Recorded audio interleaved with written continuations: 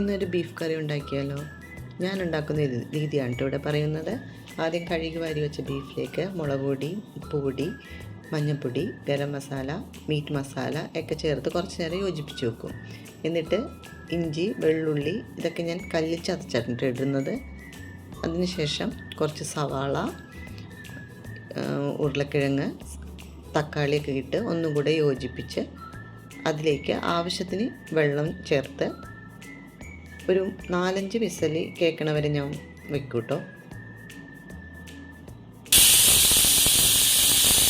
അങ്ങനെ എൻ്റെ ബീഫ് കറി റെഡിയായി. മല്ലിപ്പൊടി ഇല്ലാണ്ടാണ് കേട്ടോ ഇവിടെ എടുക്കുന്നത്. പിന്നെ അച്ചിങ്ങയും ചെമ്മീനും മെഴുക്ക് പുരട്ടിയത് കൂടി ഉണ്ടായിരുന്നു.